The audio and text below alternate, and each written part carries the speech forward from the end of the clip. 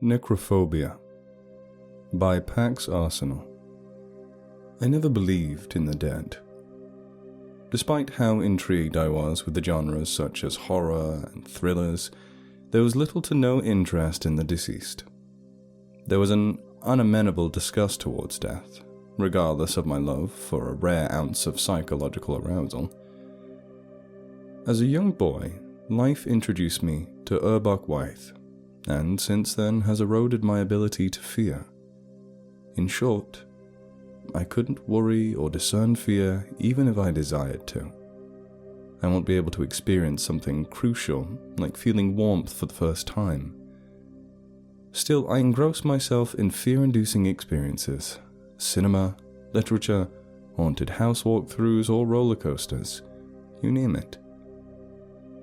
However, I haven't had the slightest idea why.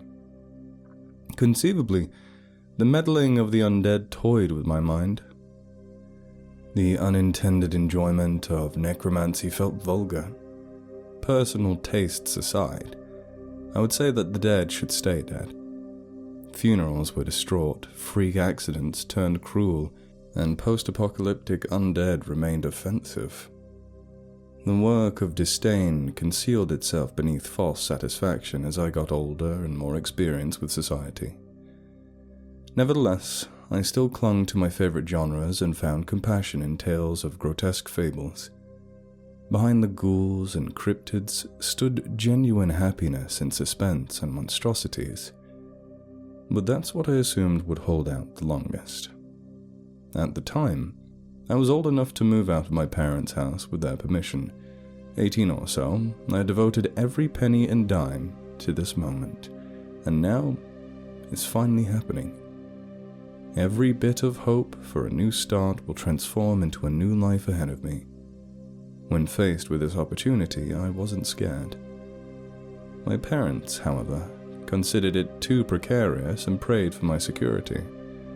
Others believed it was a gift, a miracle even. Fear is an obstacle.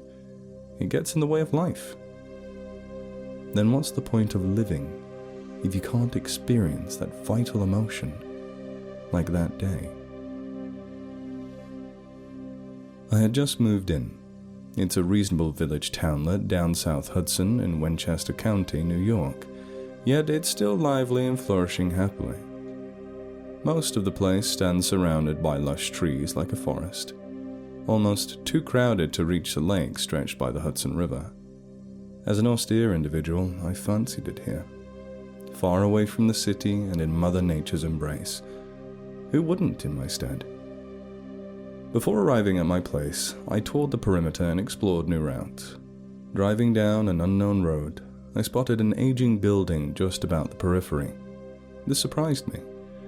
The town demolished abandoned buildings since they adapted and improved the environment, removing unnecessary waste, such as this structure. From what I heard, all the surrounding facilities remain eradicated, whereas this one, not so much. Once out of my vehicle, temptation and curiosity got the best of me as I discreetly strolled into the building's entrance. As I got closer, it diverted my attention when one of my heels unintentionally struck a heavy object. It turned out to be a sign, faded and crooked over the past years. The words were practically unrecognizable as I gently laid them down in their original location. I turned to survey the building once more and took in further details. It was a bar. It looked like any old bar. However, this one undoubtedly had a distinctive aura encircling it. The tavern was constructed of swarthy, thick wooden slabs, almost all impaired and fading in color, making it look effete black. The patched windows and doors with wooden planks, only the splintered basement door at the side stood bounded with dense, rusting chains. Another enormous sign above the roof hung for dear life, as one of its hinges managed to loosen by the wind. What an unusual sight. However, sight undermined the reason why I never trekked onward. It reeked. Pungent and putrid, the bar stank of some burnt animal left to decay. in numerous figments of rancid stenches came ubiquitous. My nose wrinkled and cringed as I attempted to fan out the disgusting stink. It smelled like black smoke. Even in the face of the odor, something else forced my head towards the eerie edifice. There wasn't a definitive answer, yet one word undoubtedly described it. Addictive. Something within smelled addictive. After several stern glances and desperate attempts to avoid my gaze, I slackened myself from getting too suspicious or weird. Turning around and away from the bar, I backed my car into the main road, often wincing from the potent malodor and surrounding dust.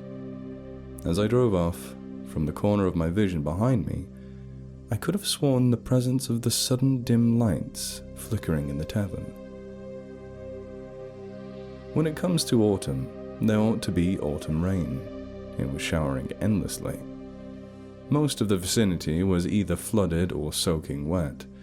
Because of this, I spent most of the day in my apartment, studying outside the window facing the nearby wood. I just can't help but brood about that abandoned and broken down bar. Was it that important?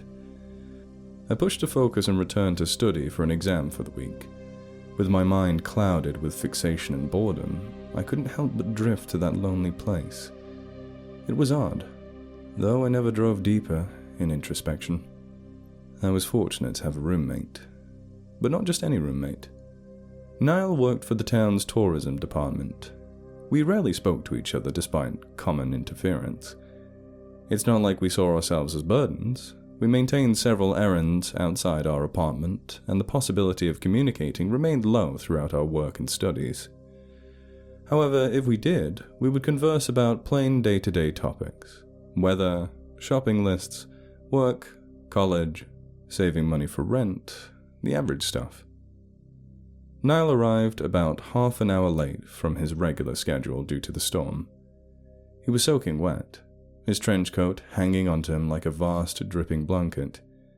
He greeted me with a warm smile before heading off to his room to wash off. After a few hours, we shared tea and gentle conversations in the living room, the atmosphere calm and peaceful with the sound of the rain outside. The weather reminded me of the crippled bar down the road. I asked him about it. His lips twitched to form a thin line. He set down his lukewarm Earl Grey tea on his lap, his eyes wavering uncontrollably. He managed to crack a half-hearted grin before responding. "That bar? The one off the road, near the lake?" I nodded. "Ah, forget it. You shouldn't interfere with that place," Niall said dismissively. "It's considered a bad omen to talk about the tavern. It isn't a popular topic around folks here." I didn't know what he was blabbering about, so I went along with him and played with it. "Really?" My tone gradually tinged with amusement and curiosity. "It's up to interpretation on what's real," he said. "Say, do you believe in the supernatural?" Niall questioned. The act of query made me raise my eyebrow.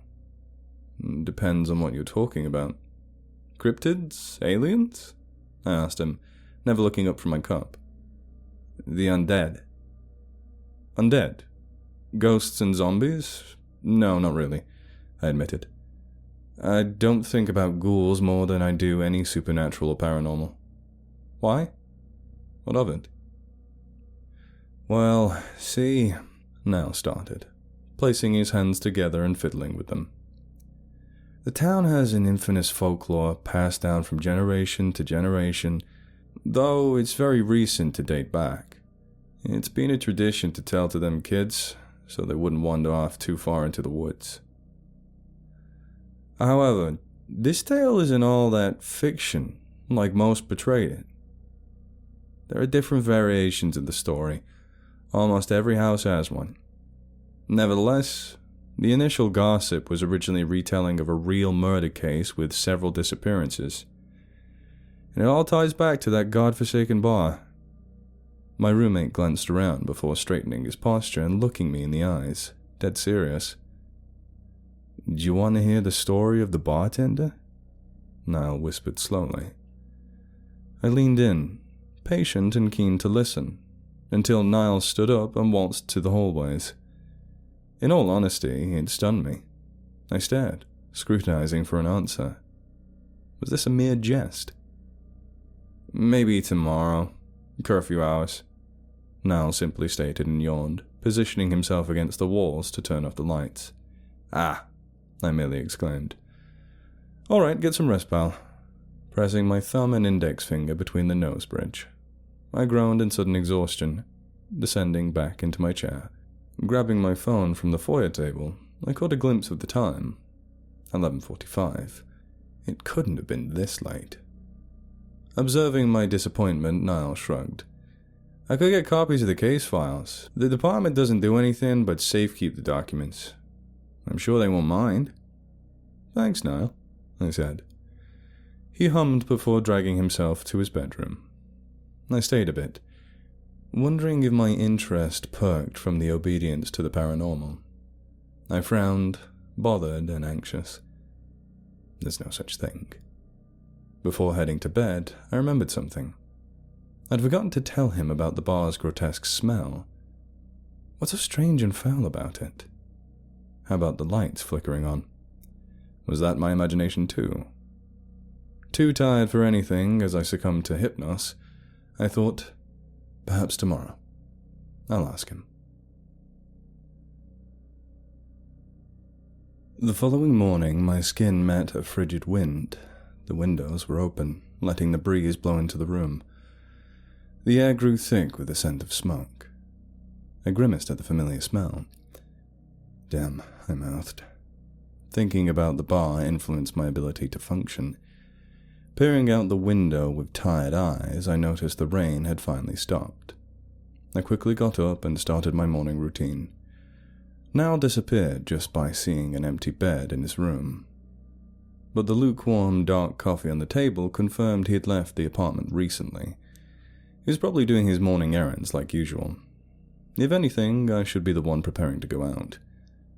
Halfway through the tram pilgrimage, I learned journalism class had been cancelled via email, presumably from the flash flood yesterday. Although disgruntled, I found myself in the campus library. I locked myself in a private cubicle and got to work. Then I extrapolated this as a reasonable time to research the bar whilst Niall was away. I got my laptop out and searched the town's webpage, later discovering information regarding the bar and its history. At first, nothing popped up unless you scrolled down far enough into the website. The bar's section was brief, skimmed through, almost as if a mere text was lost and forgotten. Some articles included missing persons from the 20th century, no doubt related to the tavern, yet weren't particularly forced on the cases. I was looking for the undead, but still nothing. Several hours into my studies, my back began to strain and pull from my abnormal position on the seat. I decided to go for a walk. All around me were the beautifully colored skies and raining maple leaves. The leaves scattered throughout the cement road as I walked upon them. I tried to avoid the puddles as much as possible, but even that couldn't put my mind to rest.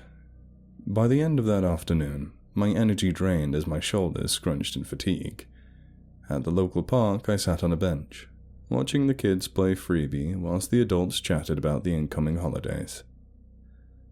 I watched until my mind traveled to what Niall said last night. An undead entity that haunts the bar. Impossible. Those things don't exist. Or do they? I had no idea. As the sky transitioned to night, Niall called, notifying me to return. His voice sounded urgent and swift. He said he had a surprise awaiting in our apartment. Of course, I had already suspected the surprise gift, but played along. I said I would return in a few minutes.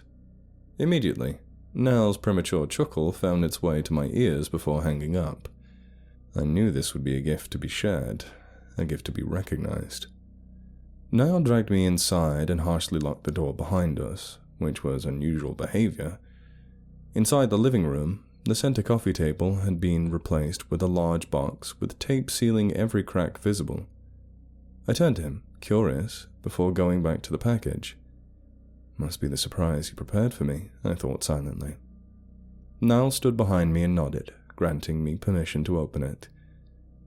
Inside, I found it brimming with items, multiple crumpled police files along with preserved photos and newspapers dating back to the early 1940s. I looked at these strange and random objects whilst inspecting each one of them. My roommate convinced the sheriff and the tourist department to give him some files for my diminutive research. It turns out that they had given almost everything related to the tavern to him. They said the cases were going cold.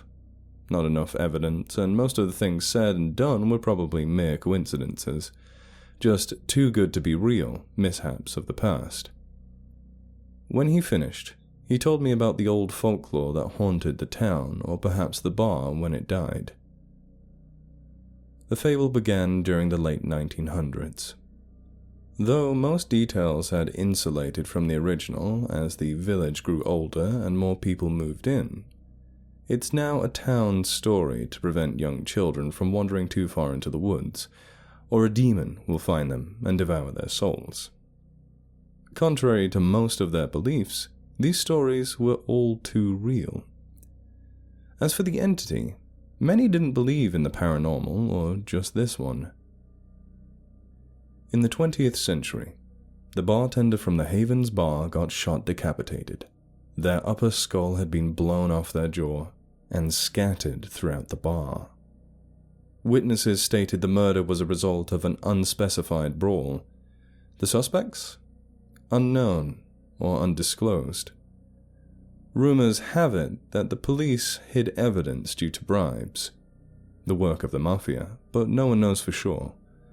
The customers didn't recall anything during interrogation, possibly from a state of shock, yet they always remembered the faint smell of smoke and blood from the disturbance. What was strange was when the haunting started.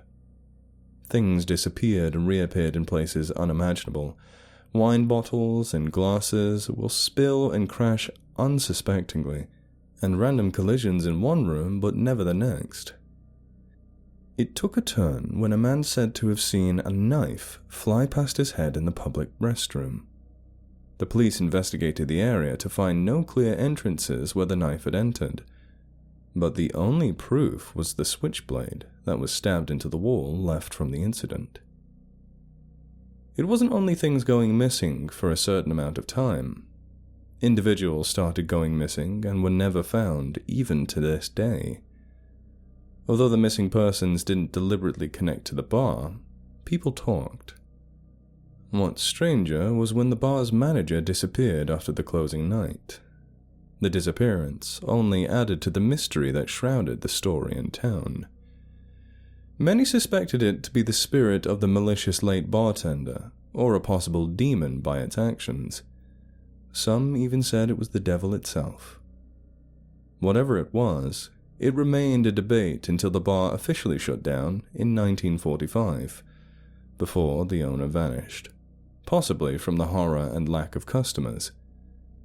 Other complaints included reports of foul odor within the pub. Regardless, it remained a suspicion until someone dared to challenge the entity. Just about 10 years ago, a group of teenage boys defied the rules and stories of the demon and went into the bar. They wanted to test it, pester it, mock it to see if the foolish folklore was authentic.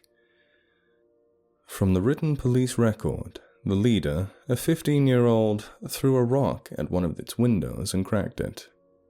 They ran for it, although still absurd towards the abandoned lonely place. Mysteriously, the boy wasn't with them. They went back to check, only to find his lifeless body on the stairs of the bar's entrance. Investigators tried to figure out the cause of death, but it didn't seem right. The said cause of death was due to charcoal burning. From charcoal? There weren't any traces of charcoal from the surrounding areas or the boy. By suicide? That's very unlikely, and to be done within a few minutes was impossible. He was just dead. None of the boys saw what had happened, nor did they give a hint of any evidence. In the end, the case halted and remained unsolved. After the unfortunate event, more people who counted the bar negatively began to die from sudden deaths like drowning, falling from buildings, unconsciously leaping in front of moving vehicles, and unexpected self-ending. Some disappeared, similar to many years ago. One young photographer working for the town's newsprint took a picture of the bar before hanging himself the next day. But that's not all that got discarded from her. She managed to capture an image of a figure. The figure stood surrounded by black smoke, especially the head, and wore black and white bartender uniform, the exact suit used when the bar was still open. This photo was one primary clue to justify that the entity was the dead bartender. Paranormal inspectors tried to link the images, the figure and the photographs the young bartender had taken before they had died. After months of investigating, they had finally found an answer. It was indeed a match. The townspeople erupted. They were fascinated by the discovery, but fearfully hesitant about the subject. They didn't know what to do. Some people thought of eradicating the whole building. However, will they suffer an ill fate? Others didn't believe the story, dubbing it dubious marketing strategies for the tourist department in the town. In the end, no one dared to approach it. As the years went, the town got used to the unnatural phenomena surrounding them, massing it with ignorance and skepticism. When people started disappearing again, it caused most community members to flee out of fear. Since the vicinity wanted to keep its image and ignored its horrendous past, its induction to the grim tale remained limited. However, when I heard those stories, I couldn't help but grow more fascinated by this entity. The questions solved became several more inquiries and clustered my curious mind, fascinated yet confused. The undead comes back to haunt the living, I started. There has to be a rational explanation. Are there any motives? Was there a motive? Niall shrugged. He halted before responding. The same thing applies to serial killers. You just don't know their motives half the time. The other half is when they don't know either. He examined me, never leaving my sight. You don't believe in it, do you? It was my turn to shrug. Everything seems absurd. Photoshop is a thing, you know? The room became still with tension. Niall wanted to argue with me, but held his tongue. A couple of seconds in, and I would have already lost it. Yet, perhaps, from the look of God, I remembered my question from last night, so I asked. Say, there was this smell in the morning. It reeked like the bar, very smoky, yet putrid. My roommate threw his head at me, horrified. When was this? 2 days ago? 1? Most recent was this morning. You need to leave this town, Niall said brutally. An uneven air swept between us. Now. My face morphed into confusion, then conflicting emotions hit me at once. I laughed. I can't leave this place. I just got here. Besides, I ain't leaving because of some fabled goon who is responsible for the disappearance of dozens. Why? Just because you didn't believe in it doesn't mean your life isn't in danger. Disbelief. My mind was in utter disbelief. More disappointed, if anything. In a state of pure solemnity, I spoke my opinion. I dictate my own life, Niall. If there's a serious hypothesis for any of the happenings, here's what I think. The town is to blame for its irresponsibility in further investigating the cases. They then started using jaded fairy tales to excuse their poor, sob-ass authorities that couldn't find those people and capture the real suspects. I continued. And if you're worried about me, then what about yourself? Why not move out of this village if you knew something was out to get people? This time Niall had it. He heaved a groan. Fine. Do you want an answer? I'll give it to you. My brother went into that building since he sniffed up some scent by the bar. He vanished after a week into madness. He never came back. I'm only here because I'm certain he's still alive. I'm certain the bar has something to do with it. My eyes widened at his confession. It explained a lot. His reaction and possessive attitude kept me away.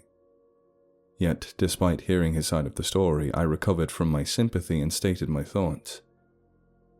My condolences, but I nonetheless stand with my argument. Your brother's disappearance might not be related to the bar, I explained densely. That's a make-believe story. No ghosts or undead to dismiss or blame. You're being delusional. If he's missing for so long, and if that thing is real, he might have died, Niall. He is dead.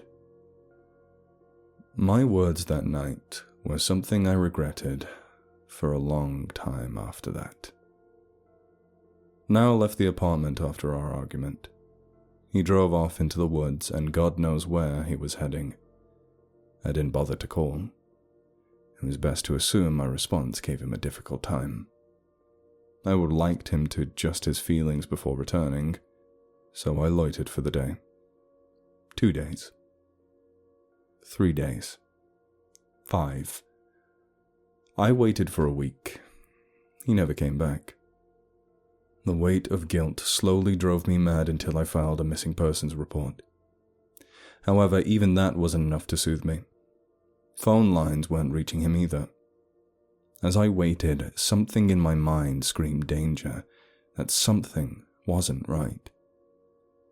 I disputed it as much as I considered what Niall said. The authorities were ass at their jobs, pretty much lounging baboons in uniforms at most. If someone were to look for him immediately, it would have to be me. I had already scouted the town, and to my surprise, none saw him either. My best guess would have been to go searching in the forest. The road down the Hudson River grew bumpier and more forgotten as we passed more oaks and rocks. It was so close to winter that the ground was nearly frozen.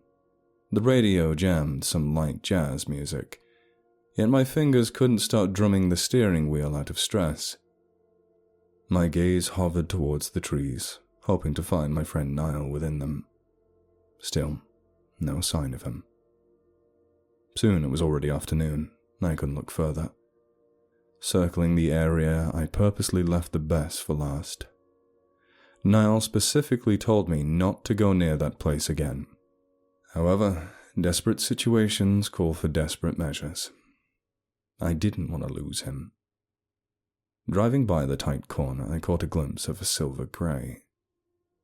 As I drew closer, I let go of my breath when I saw his car. It was Niall's car. The car was there, yet no person was inside. This wasn't like him.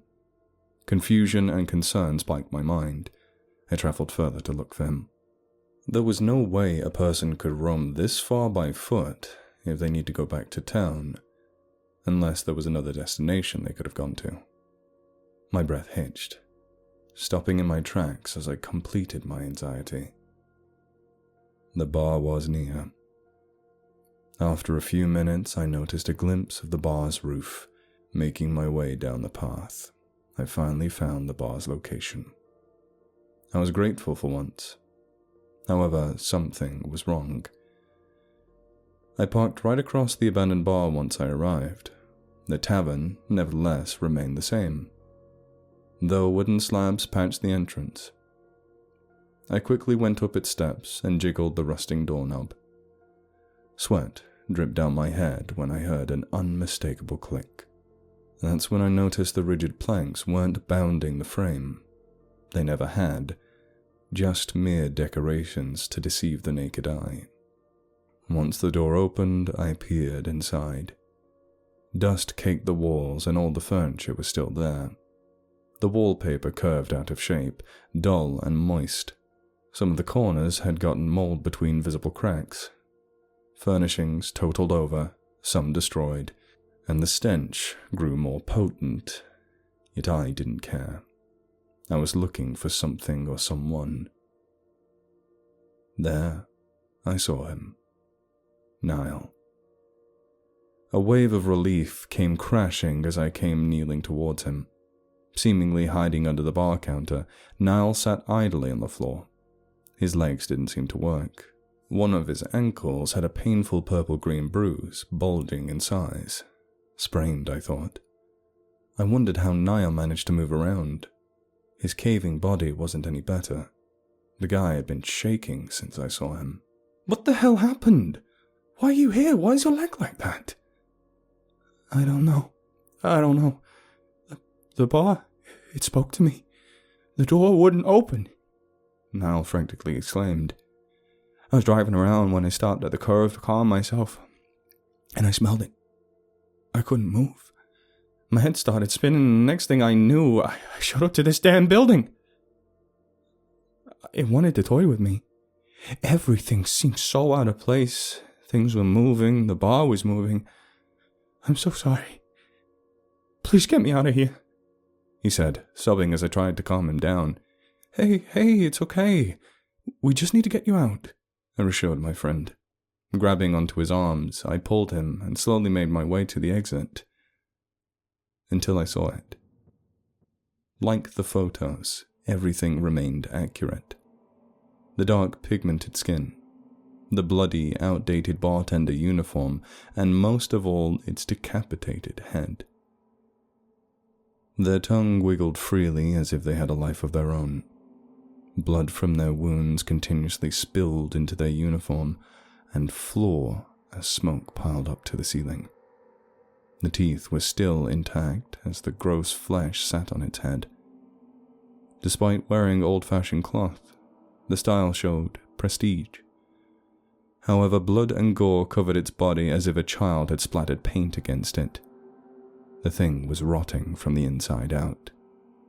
It stood there, taunting us as the walls creaked and groaned almost like it was alive. What was familiar was the smell. Seething, charcoaled flesh.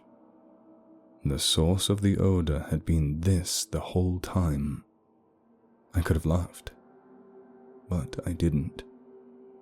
It was all real. It wasn't like anything I'd ever seen or heard of. I couldn't move.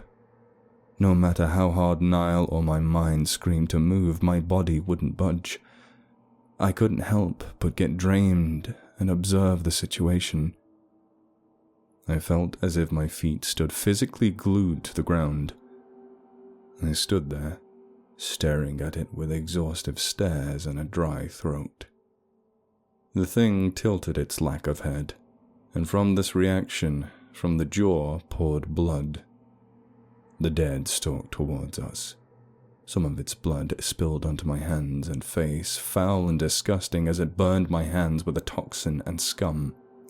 Stinking just like its smoke. It made me let go of Niall out of instinct. I tumbled out of the bar, onto the floor and onto the ground, panting intensely, never looking back into the building. From my suffering stomach, vomit came crashing down as I heaved myself from anxiety. What the fuck was that thing? Suddenly, a new wave of panic hit me. Niall. I left Niall in there. My legs scrambled up and marched onto the steps where I paused. The undead bartender stood in front of me, tilting their jaw yet again. It slightly bobbed its shoulders as a gesture of amusement. They found this gravely entertaining. It slowly raised its hand and waved before the door started to swing. From that moment on, I heard the faintest words before they parted. That rasping voice teased the living as it danced with death. It mocked both of us. It ridiculed me. "Goodbye," was all it said to me. I didn't flinch. However, a lump rose from my chest when I realized what it was doing. With every ounce of strength I had left, I bolted. I ran faster than I had done in my entire life, more quickly than I could think. Everything ached. Sweat ran down my chin as I screamed for my roommate's name. Niall called back to me, his arm stretched towards the closing door as he cried, "Samuel, wait!" The door closed and clicked locked. I spent hours hammering at that door. Sometimes I tried to peel the wooden slabs off the bar, but to no avail. I would return to the door and pound again. My head became faint, and my tired eyes grew heavy with tears. I yelled for Niall's name again, but it was too late. Niall was already gone. "I don't know.